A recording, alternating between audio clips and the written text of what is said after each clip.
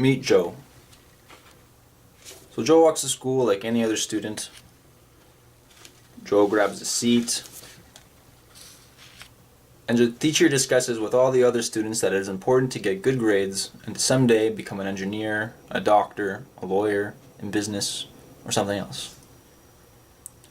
As any other student starts thinking, Joe starts thinking, what am I going to do with my future?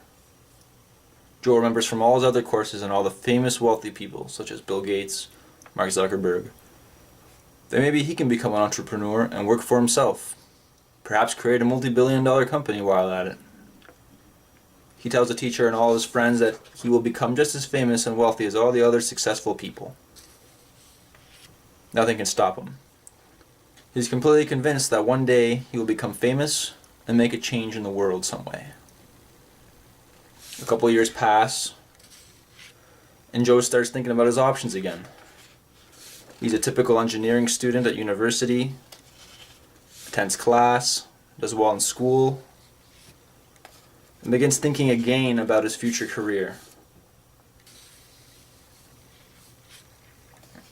He realizes that it's not as easy as he thought to become a someone. He also thinks about schooling, and if the whole point of school is to develop the understanding to work and provide knowledge to a company or individual who benefits from it, why not use the knowledge learnt and go elsewhere?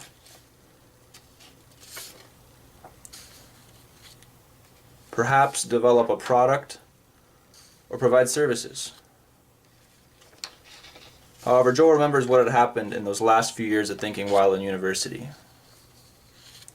The bombardment of failure of becoming an entrepreneur is certainly discouraging Joe. And the people who are discouraging Joe are the people who were too scared to take risks in the past, so they settled.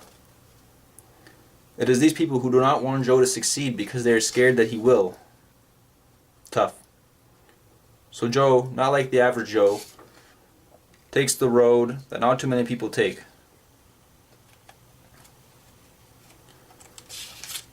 Other people are interested in Joe's perseverance. They ask Joe, how are you so confident you will succeed? Joe explains a time when he was sitting in his truck, listening to the radio. The one question asked to retired folks was, what would you do if you could live life over again? What would you do differently? 99% of retired folks answered, take more risks. Because the biggest risk in life is not taking risks at all. So remember, be like Joe. Be a better Joe.